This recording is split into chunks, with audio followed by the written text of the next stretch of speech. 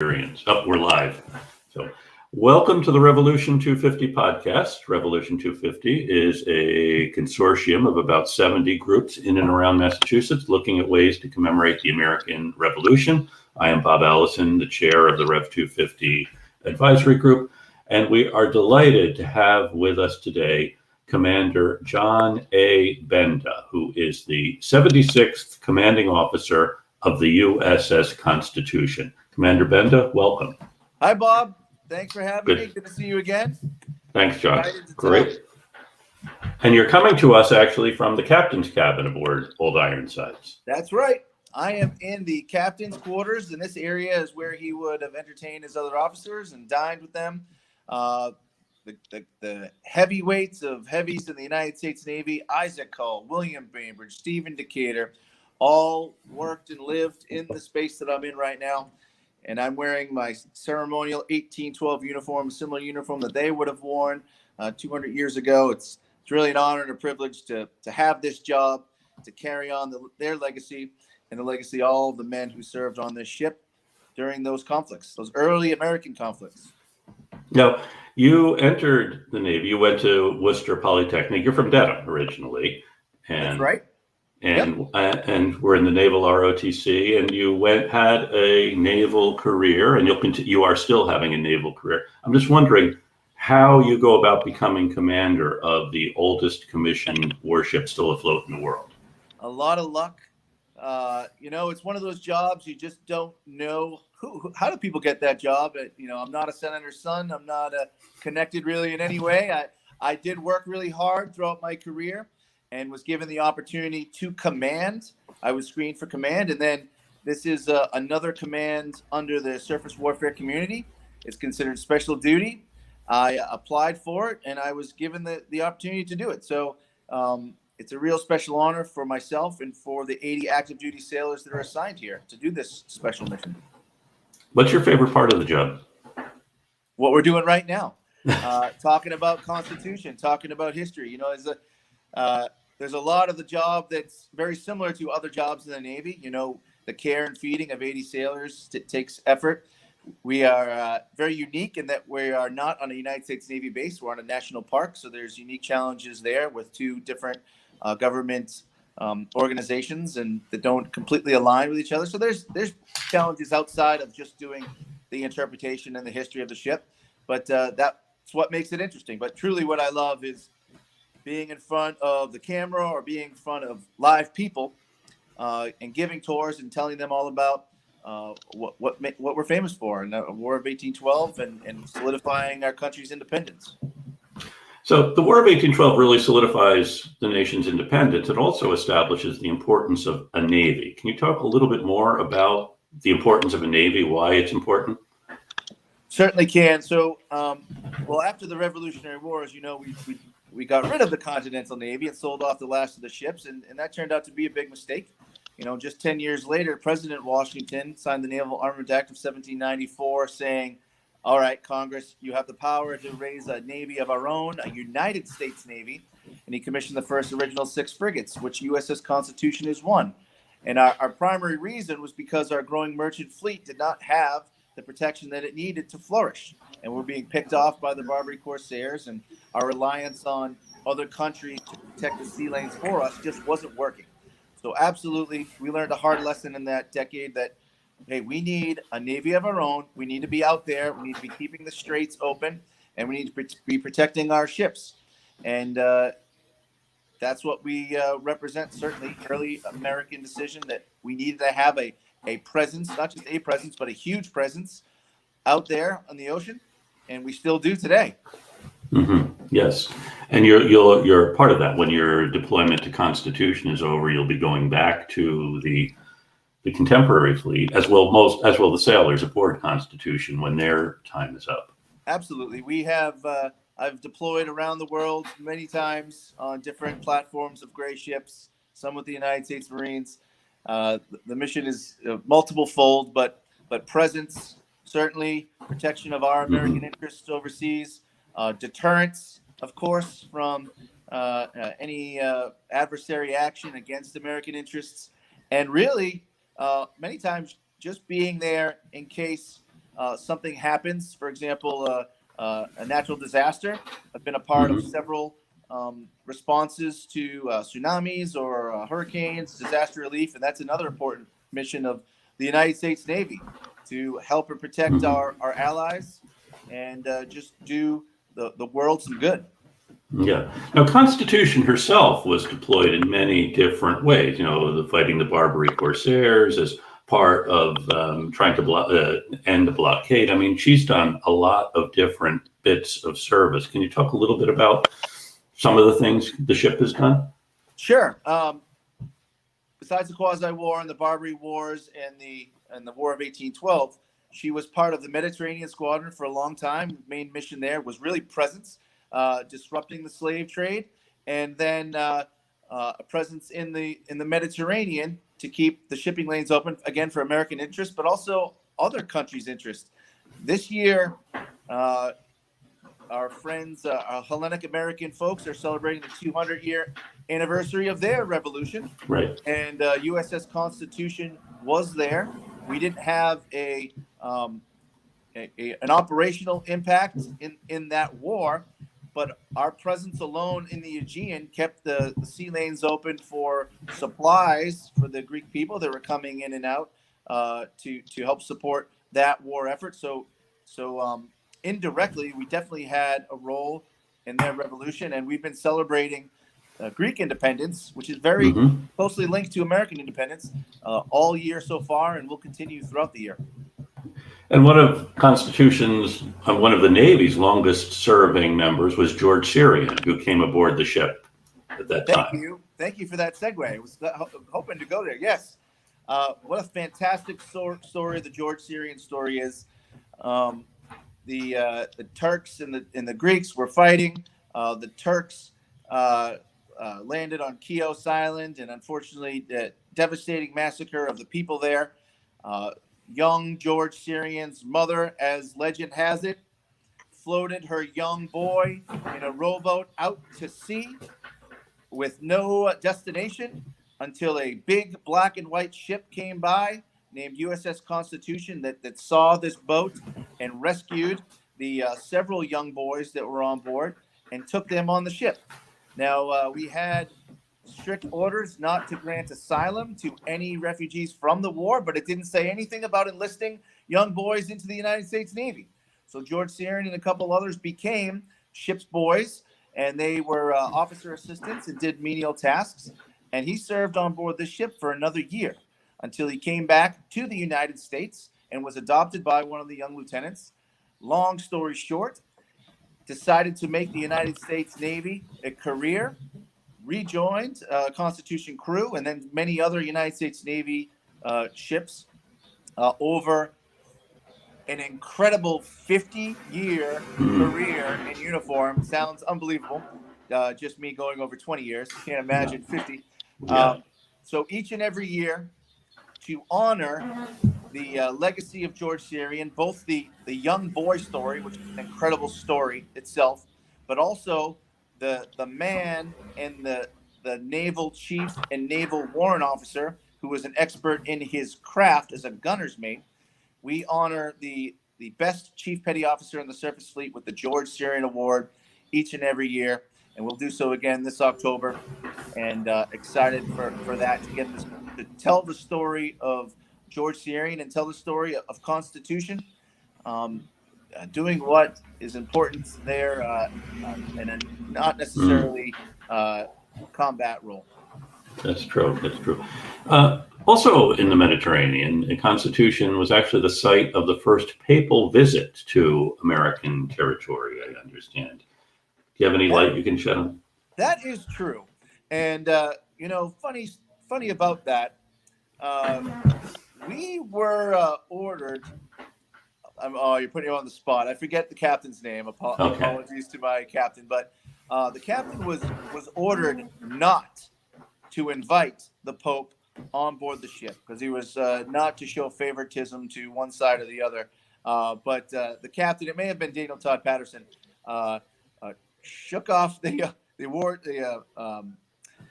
orders from the Navy and invited the Pope on board the ship, which for most people is a great moment in Constitution history, but they don't know that the captain was court-martialed later for and it was dismissed. But no, absolutely, we are the first American sovereign territory to host the Vatican leadership. Wow.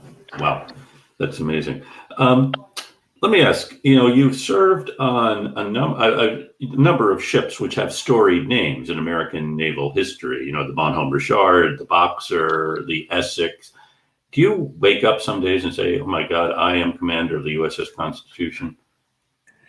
I do have to pinch myself because I do have the best job in the Navy, and I have a lot of fun with it, and I have the best crew in the Navy as well. No other commanding officer can say he handpick each and every one of their crew. It's really just a fun job. Yes, I do love history. I love telling the story, and it's an important mission for the Navy. With everything else going on in the world, and so many gray ships, and so many requirements. Manpower, missiles, logistics. The fact that the Navy spends the money, and it's not cheap to maintain a 224-year-old ship and to keep 80 active duty sailors here, shows you how much the Navy values what we are doing here and the importance it is to not just active duty, but to the American people for what we represent. And we will be doing this forever. This ship will be commissioned and manned by active duty sailors as long as there is a United States Navy, and that's just something I'm really proud to be a part of. Great. Another special thing you do, we're talking with Commander John A. Benda, who is the 76th commanding officer of the USS Constitution. Another special thing you do is to keep the ship involved with the Navy is every year you host the men and women who have become chief petty officers aboard the ship. Can you tell us a little bit about that? Certainly. For anyone who doesn't know, each and every year, the Navy selects the best of the first class petty officers to attain the rank of chief petty officer, which is a huge deal amongst the Navy and amongst the enlisted ranks. It's chief petty officers are the backbone of the Navy. They're really your technical experts, and they're expected to be the leaders of all the enlisted men and women. And they are selected by a very rigorous board process, and the results come out in usually the summertime. And then until they actually put the anchors on their collar and get the official promotion, they're considered selected. And while they are in selected status, the Navy sends up to 200 of these chief selects to Boston.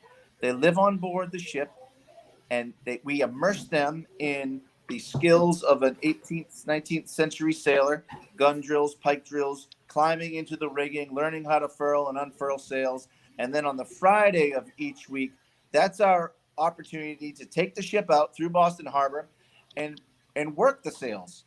80 sailors that I have now, we are proficient in setting one sail at a time, but don't have the manpower to set battle configuration, which would be 6 sails. So that's really our one opportunity each and every year to do that. And it really brings the ship to life. With the crew would have been upwards of 450 men, sailors and Marines. And with just the few sailors that we have, you don't really get the feeling of what it would have been back then. But those 2 weeks are really exciting for me and the crew because it's just full of energy and enthusiasm and activity. How do the sailors today take to sail training? Because that's something they don't do on any other ship in the Navy, furl and unfurl sails. That's correct. We are the only ship left in the Navy that sets sails. Our friends in the Coast Guard have the Bark Eagle, which we have a great relationship with them, and we've been at sea under sail, but that's a much more modern rigging. And doesn't quite equate to this. So really, to train the crew to set sails, it's all on the job training. There's no square rig sailing school left in the Navy where we can send sailors to get trained up or to send commanding officers to get trained up. We really rely on a few civilians that are permanently attached to the ship to help us set sail. And we learn. The sailors love it. This is why we're all here. There's lots of day job things and regular routine items that are, like I said, are just like any other command. What makes this command special is when we are all on the ship together and up 100 feet off of the main deck in the fighting tops, or standing on that 3/4 inch line underneath the top yards and working sails, 2,000 plus pound sail there. It really is an incredible mental and physical challenge to be up there, but it's very rewarding. Not many people in the United States Navy can say that they were in USS Constitution's rigging, so it's something we're really lucky to be able to do. Imagine doing that in a battle or in a storm, setting the sails, unfurling or furling the sails. I mean, that must have been extraordinarily difficult. No, don't want to. Yeah, okay. I don't love it going up there. I go up there, every once in a while. These 40-year-old knees don't take well to going up and down the rigging, but our young sailors just get a huge kick out of it and love to do it. But that's a very controlled environment, and when we're not moving, because we have to free climb all the way up there. When you're not moving, you can clip in, so we do have some safety. But getting out on the yard arm, or even the top gallant yard, so really high, 200 feet in the air with no safety net whatsoever in a storm, that's those men were very brave. They were. I see you have put up you do a lot of maintenance and regular things like taking down some of the top masts during the winter months, and then I see you've put them back up now for the summer. We had a tough year in COVID like everyone else. We have a crew of 30 civilians that do full-time maintenance on the ship. A 224-year-old ship requires full-time maintenance to keep it looking representative as America's ship of state. In the winter of 19 going into 20, we had to step down the masts to do repairs on the 4 top masts. And unfortunately, COVID precluded us from stepping it back up all last year. So luckily, it's 2021. The conditions are good, so we can have all of our crew back, and we're getting the ship back to what it should look like, with all 3 masts stepped up and all of the yard arms placed back on board the ship. And we're still in progress. So we're getting closer. Getting closer. Great. And you're open for tours again. That's right. Again, we opened for a little while in August of 2020 when the conditions were right, but soon the COVID forced us to close. But we are back in business since May 21st. We're open on the weekends, Friday, Saturday, and Sunday for the time being. We've already seen upwards of 5,000 people in a weekend, which is really exciting. That people of Boston and tourists to the Boston area are coming and walking the Freedom Trail and visiting all of our historic sites, and then coming into the Charlestown Navy Yard, Charlestown, visiting Bunker Hill, and visiting the USS Constitution Museum and the ship. It's an exciting time. It really is. So we're talking to Commander John Benda from the USS Constitution. And I wonder if you want to weigh in on one of the big debates about where is the birthplace of the Navy. If you want to take a pass on it, that's fine. But Beverly, Marblehead, Whitehall, New York, Philadelphia all claim to be the birthplace of the Navy. I will tread lightly and only say all great towns, but special place in my heart and Constitution's heart for Marblehead. It is a place that we sought refuge in 1814 when the harbor was blockaded by the British, when they finally realized that, hey, this War of 1812 is a thing. Charles Stewart tried to make a run for it, couldn't get out, couldn't get back to Boston, so went into Marblehead and stayed there for almost 9 months.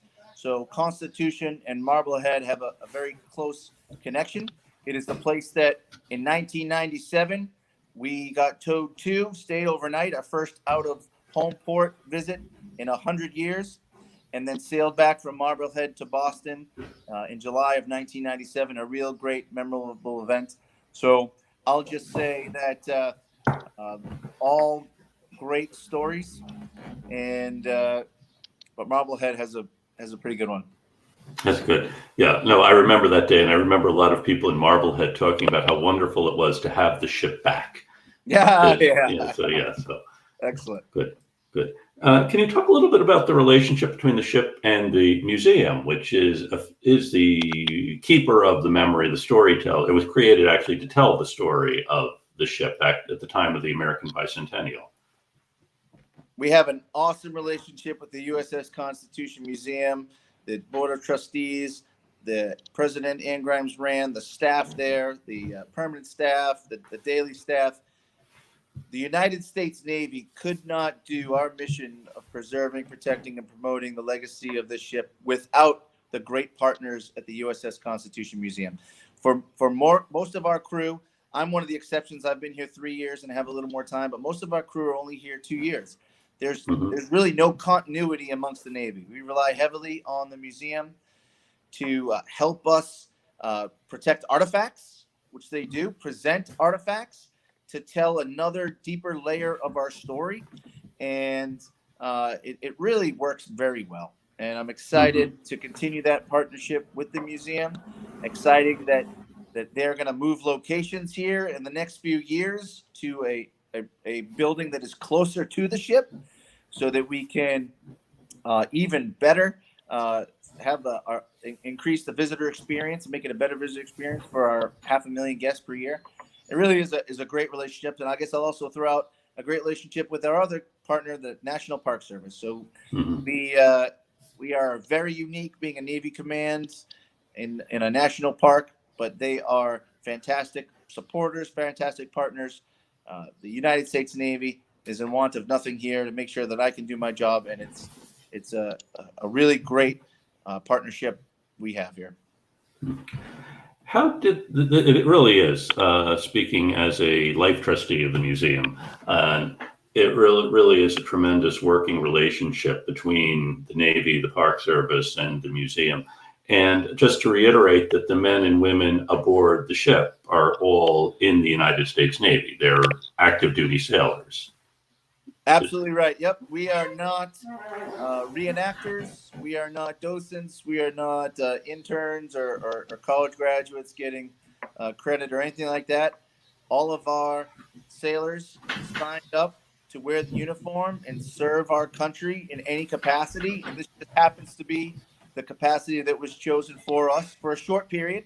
And then each and every one of us will be back operational around the world on ships or on squadrons or in special units everywhere once this tour is over. So it's really just an awesome once-in-a-lifetime opportunity to do this special duty.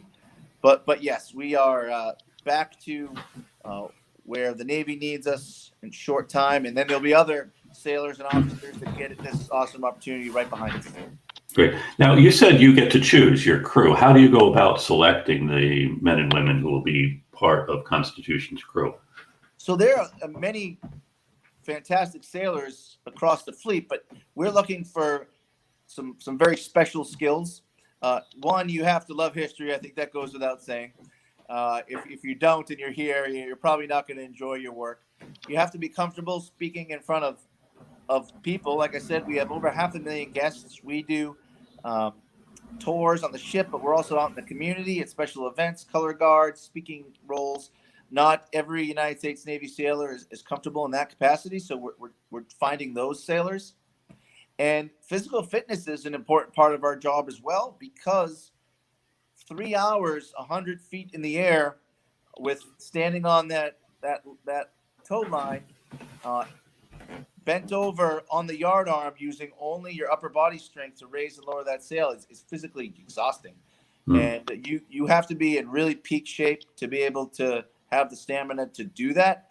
And of course, you got to be able to get up there and be able to work at height. So those are some of the criteria we're looking for specifically in our Constitution sailors.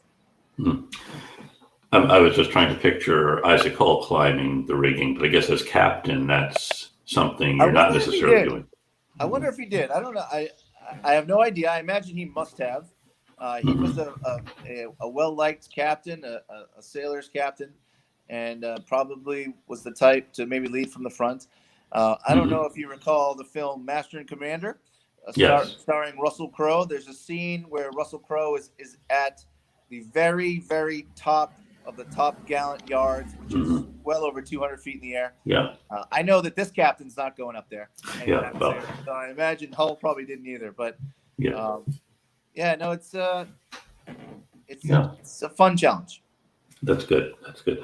I also want to say that during COVID, your crew did a terrific job with virtual tours and daily postings on Facebook, and the firing of the gun at 8 a.m. and then at sunset. I mean, you've allowed people really all around the world to see this via Facebook. It's been a really terrific use of your crew, rather than simply shutting down, but actually expanding the number of people who will be able to participate in the activities aboard the ship.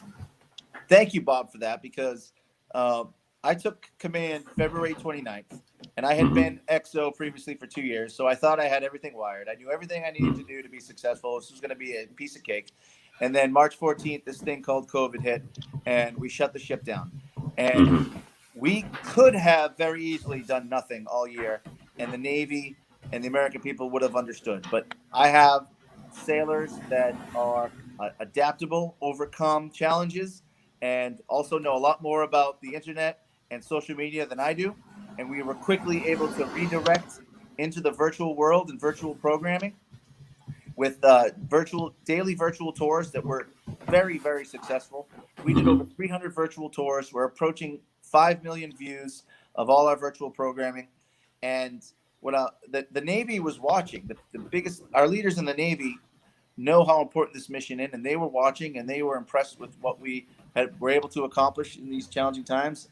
So much so that the Chief of Naval Operations awarded the crew with the Meritorious Unit Commendation for what we achieved in a difficult year. So I'm really proud of the crew and the way that they responded, and I'm glad that we were able to continue to deliver great content and education opportunities to our teachers, our kids, and our active duty and our veterans, and do our job of promoting USS Constitution. Well, congratulations, and thank you for doing that. Yeah. I'm wondering, do you have a favorite story about the ship from her many years?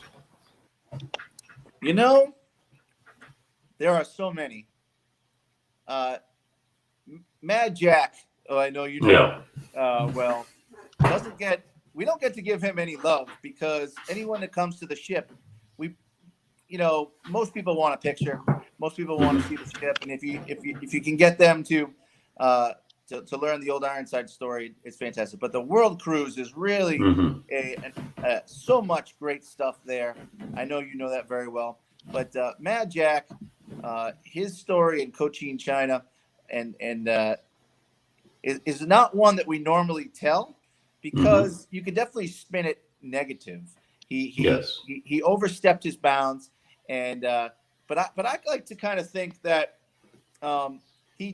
his actions there represent the fighting spirit of America and represent the fighting spirit of our Vietnam War veterans, who we've twice hosted. For the third time this year, we'll host on board the ship, and I'm not shy to tell them that story. It didn't work out the way that we wanted, but I think that the intent was righteous, the intent was just, and I'm sorry, probably people don't know the story. Do you want me to go into it?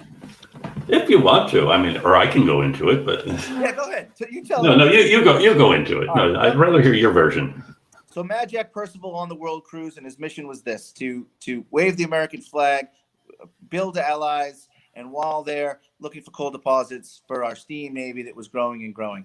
Mad Jack Percival was given these orders because he was a well-known name with a great legacy of his own, and also was willing to rebuild the ship for the lowest price. And his only condition was he gets to be in command.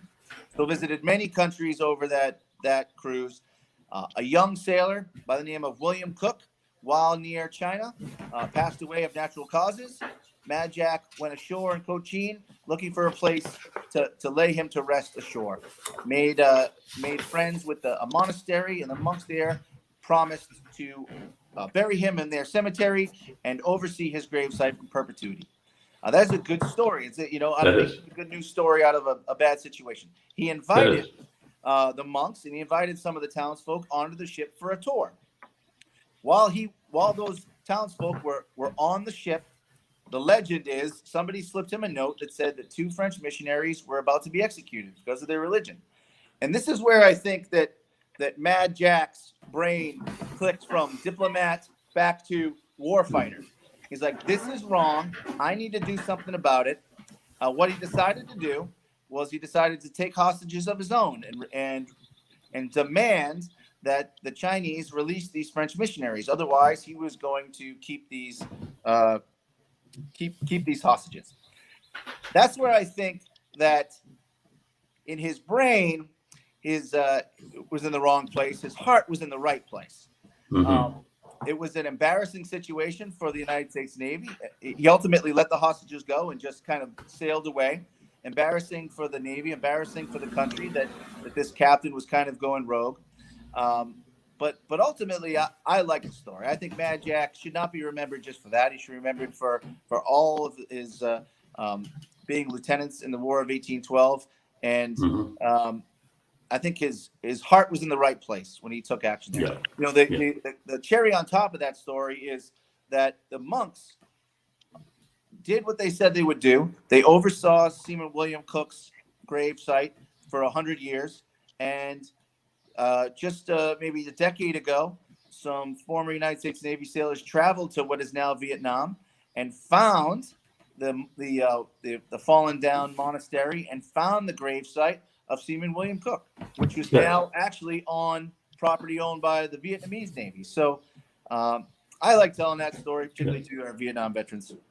Yeah, and it's amazing that the monks maintained it, you know, during well into almost to the 21st century. Mm-hmm. And so we know what's happened in the relationship between the United States and Vietnam in that period, but still the grave of Seaman Cook was maintained as a shrine, and local fishermen would stop there on their way out to sea to leave an offering at the grave of the American sailor, as it was known. That's great. I love that story. Yeah. We could continue talking about Mad Jack and his exploits if we had another hour. We're talking with Commander John Benda from the USS Constitution, the 76th commanding officer of the oldest commissioned warship still afloat in the world. Anything else you'd like folks to know about the ship or the Navy? Excited to be supporting Revolution 250. Exciting for the next 5 years and all the people that will celebrate early American history. Looking forward to anyone that's watching. Come on and visit USS Constitution at the Charlestown Navy Yard Friday through Sunday from 10 to 1800. Love to tell you more about our great early American Navy history. Great, and it's really a special thing to be aboard the ship, and we feel like we are seeing you in the captain's cabin. So thank you, Commander Benda. Thank you, everyone, for listening, and now we'll have Piped Out with the Road to Boston.